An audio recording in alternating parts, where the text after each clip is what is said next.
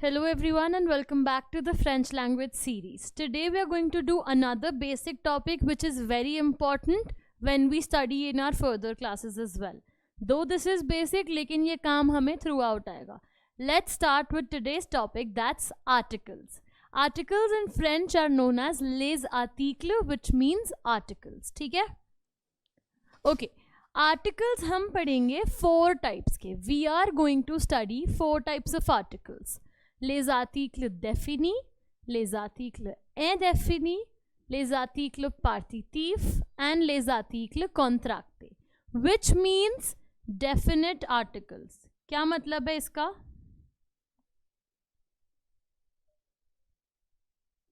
Definite articles, indefinite articles, partitive articles and contracted articles. 4 type के articles हम पढ़ेंगे. Okay, now let's start with definite articles. The first type of category that we are going to study is definite articles. Okay, definite articles में क्या होता है? ल, ला, ले and L accent. 4 definite articles हम पढ़ रहे हैं. ओके, definite articles का इंग्लिश ट्रांसलेशन होता है द. क्या होता है इंग्लिश ट्रांसलेशन? द. कितने आर्टिकल्स पढ़ रहे हैं हम? 4.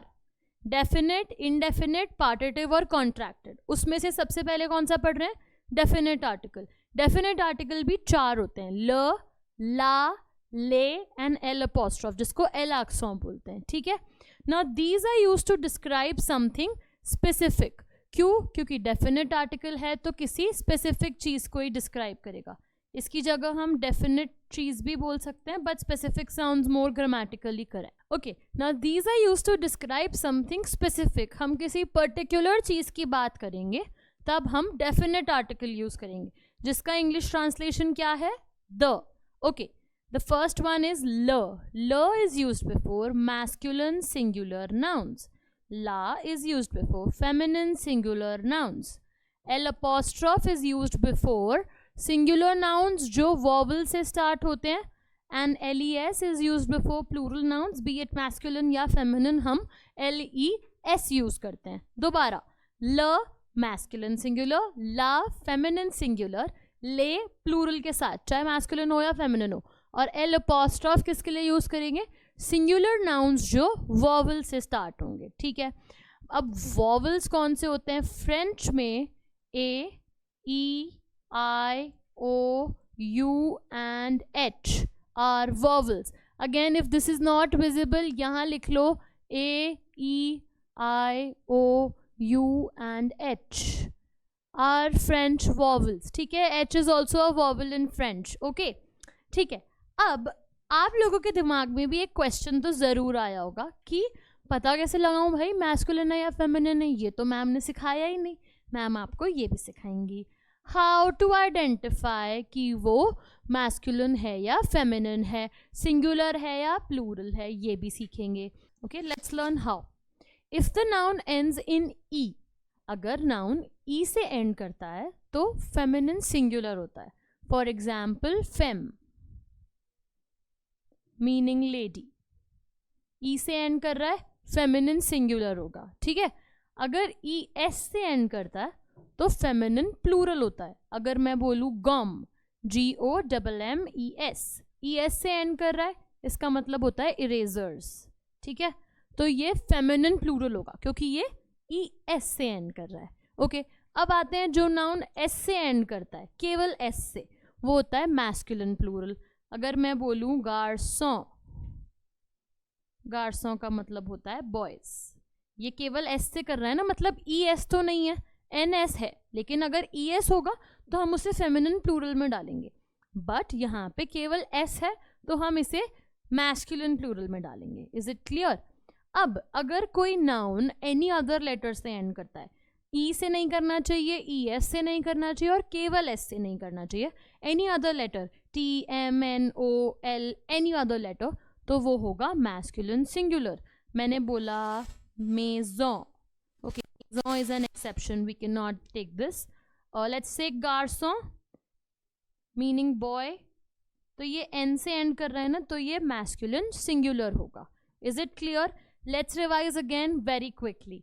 जो ई से एंड करेगा वो फेमिनिन सिंगुलर, ई एस से एंड करेगा फेमिनिन प्लूरल, केवल एस से करेगा मैस्कुलिन प्लूरल, और जो किसी और लेटर से एंड करेगा अपार्ट फ्रॉम दीज वो होगा masculine singular. I hope this is clear. Now let's get back. These किसके लिए यूज करा जा रहा है? डेफिनेट आर्टिकल्स के लिए. ल, ला, ले एंड एलाक्सो. ठीक है. These are used with verbs to describe likes and dislikes. अब वो कौन से verbs होंगे? Adore. Adore is to adore. यहाँ लिखती जा रही हूँ. Adore is to adore. Prefere is to prefer. Deteste is to hate. And aime is to like or love. Okay? ये वाले verbs use होते हैं to express likes and dislikes. तो आर्टिकल्स ल, ला, ले एंड एल अपोस्ट्रॉफ जो अभी हमने पढ़े थे वो इन वर्ब्स के साथ यूज होते हैं. जैसे जेम ला ग्लास, आई लाइक आइसक्रीम, तो आई लाइक द आइसक्रीम हो जाएगा. और ला इज यूज्ड हियर बिकॉज ग्लास ई से एंड हो रहा है, इसीलिए ला लगाया है. Understood? Okay. Now definite articles are also used with days of the week. You remember days of the week हमने पढ़ा था. There are 7 days of the week. लेंदी, मार्दी, जोदी, मैक्रिदी, वॉन्द्रदी, सामदी, दिमाश. तो उन days of the week के साथ भी ल यूज होता है. ल एंड ला whatever it is स्पेलिंग पे डिपेंड करता है. ई से एंड होगा तो ला लगाएंगे और अगर ई से एंड नहीं होगा तो ल लगाएंगे. Examples are in front of you like ल लेंदी and ल मैक्रिदी. Okay. Now we've already learned how to identify the noun. ई से एंड होगा तो फेमिनिन सिंगुलर, ई एस से होगा तो फेमिनिन प्लूरल, एस से होगा तो मैस्कुलिन से प्लूरल, और किसी और कॉन्सोनेंट से होगा तो masculine singular. Let's move on. Okay, now let's look at some examples. ल स्टीलो. ल क्यों लगाया? क्योंकि स्टीलो मैस्कुलिन सिंगुलर है. जब हम एम एस लिखेंगे ना उसका मतलब होता है मैस्कुलिन सिंगुलर. ल स्टीलो द पेन, स्टीलो इज मैस्कुलिन सिंगुलर.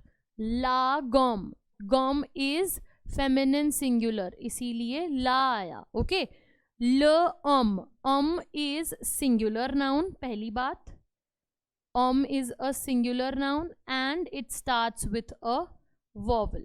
तो अगर वो वॉवल से स्टार्ट हो रहा हो, चाहे फेमिनिन हो या मैस्कुलिन हो, if the noun starts with a vowel we will always use L apostrophe. Again let's recall. French vowels are A, E, I, O, U and H. These are French vowels. Okay. And livre. Livre is plural. ES से end हो रहा है, plural है. Irrespective of the gender, चाहे masculine हो या feminine हो. अगर plural noun है तो LES ही आएगा. Is it clear? Le stylo, la gomme, le homme and les livres. I hope this is clear to you all. Let's move on. Okay. Now there are lots of exceptions in French. Exception क्या होता है? जो regular तरीके से नहीं चलता. जैसे कभी कभी टीचर क्लास में किसी बच्चे को बोल देती है ना दैट ही और शी इज़ एन एक्सेप्शन. मतलब या तो वो एक्स्ट्रा ऑर्डिनरीली इंटेलिजेंट है या तो वो बुद्धू है. ओके. सो एक्सेप्शन वही होता है जो सबसे अलग हो. फाइन. तो फ्रेंच में भी एक्सेप्शंस होते हैं और बहुत सारे होते हैं, लेकिन हमारे पास कोई लिस्ट नहीं है एक्सेप्शंस की. एज एंड व्हेन हम पढ़ते जाएंगे तो हम लिस्ट खुद बनाते जाएंगे. यूजुअली क्या करती हैं स्टूडेंट्स, क्या करते हैं, मैं भी यही आपको बोलूँगी कि आप ये करो.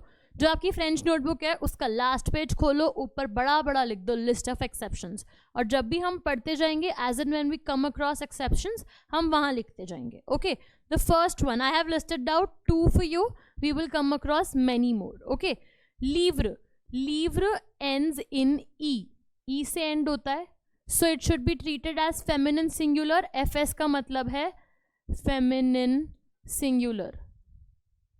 ठीक है. But because it's an exception तो हम इसको masculine singular का ट्रीटमेंट देते हैं. ये masculine singular articles लेता है, तो ये ल लीव्र होगा and not ला लीव्र. आप बोलेंगे ये ई से एंड हो रहा है, it should be feminine singular, तो ला लगेगा, but this is an exception, तो ये ल लीव्र होता है. Okay. Similarly, maison. Maison ends in s. It should be treated as masculine singular, क्योंकि ई से होता है तभी हम feminine मानते हैं ना. ये तो n से हो रहा है तो इसको तो masculine singular मानेंगे. No, this is an exception. इसको हम feminine treatment देते हैं. तो ये होता है la maison, ना कि le maison. Okay, la maison is right and le maison is incorrect. I hope this is clear to you that there will be certain nouns जो exceptions होंगे और उनके साथ हमें opposite articles लेने होंगे. Just an example of 2 articles. जैसे जैसे हम आगे पढ़ते जाएंगे we will come across many more. Okay, let's move on. Indefinite articles. Les articles indéfinis, which means indefinite articles.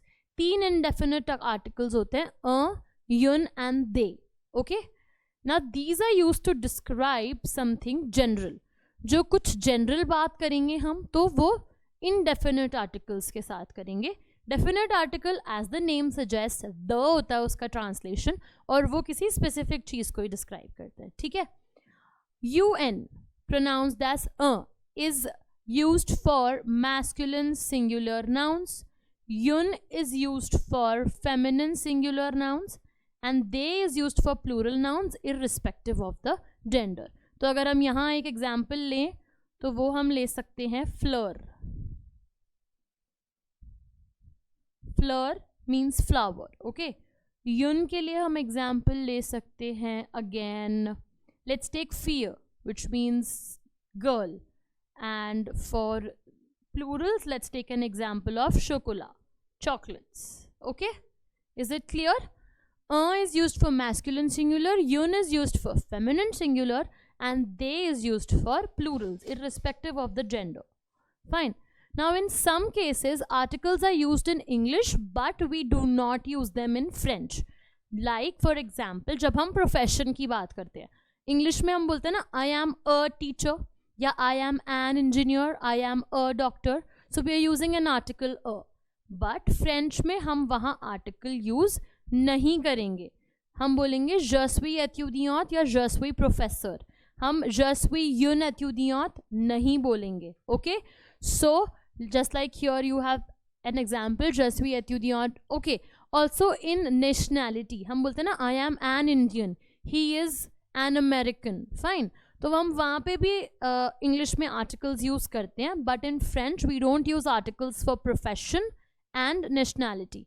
Profession je suis étudiante, I am student, and je suis indien, I am Indian. Okay, so you don't use articles in nationality and profession while speaking French. Okay, nationality, religion, profession, इसमें articles नहीं आएंगे. Articles is a big no for French professions, religions and articles. Okay, when adjectives are placed before a noun then de is used in place of des. जब noun से पहले हमारे पास adjective भी आ रहा है, for example ce sont des belles filles which means these are beautiful girls. तो girls पहली बात क्या है, feminine plural है, उससे पहले हमारे पास adjective आ रहा है तो यहाँ पे तो des आना चाहिए था because they are talking about girls, plural है. तो des की जगह de क्यों आया है, क्योंकि adjective present है. जब एडजेक्टिव होगा तो des नहीं आएगा, इंस्टेड de आएगा. Is it clear? एक बहुत छोटा सा रूल है ये. ओके, ऑल्सो जब हम नेगेटिव सेंटेंसेस सीखेंगे तो उसमें क्या होता है, अगर नेगेटिव सेंटेंस में युन दे आता है ना तो वो किस में चेंज हो जाता है, de या d अपोस्ट्रॉफ में. ठीक है, जैसे अगर मैं बोलूँ, अगर मेरा पॉजिटिव का सेंटेंस है कि जे स्टीलो, आई हैव अ पेन, तो उसका नेगेटिव क्या हो जाएगा, je n'ai pas the Estilo. ठीक है, क्या मतलब है कि I have a pen and I don't have a pen, लेकिन की जगह de आ जाएगा नेगेटिव में. We will learn this in detail जब हम नेगेटिव पढ़ेंगे. This was just a rule that you all need to know. Fine, इतना ही आपको याद रखना है दैट युन दे की जगह de या d अपोस्ट्रॉफ आ जाएगा. And this rule does not apply to our VIP verb être. एक VIP verb होता है être and avoir, तो ये être के लिए applicable नहीं है. Okay. Now let's look at some examples of indefinite articles also. Estilo क्यों आया? क्योंकि Estilo is masculine singular, which means a pen. Okay, yun gum, yun is feminine singular and gum is also feminine singular. ठीक है. Des livres, books या some books. Livre is plural, feminine plural है, but des तो चाहे feminine हो या masculine हो, plural के साथ des ही आता है. Okay. I hope this is clear to you all. For today's class, we will just learn two types, definite and indefinite. In the next class, we are going to do partitive articles and then we will do contracted articles. Let's do a quick recap of today's class. We are going to learn four types of articles: definite, indefinite, partitive and contracted. Definite कौन से होते हैं? जो किसी specific चीज को describe करें, जिसका English translation क्या होता है? जल्दी बताओ. The is the English translation for our definite articles. Again, चार टाइप के होते हैं. कौन से होते हैं? ल, ला, ले, एनएलआक्स. और ये होते हैं definite articles. और indefinite युन और दे. ठीक है, ये होते हैं indefinite articles. ये यूज होता है masculine singular के लिए, तो ये दोनों ही masculine singular के लिए होंगे. La and yun will be used for feminine singular. Le and they will be used for plurals irrespective of the gender.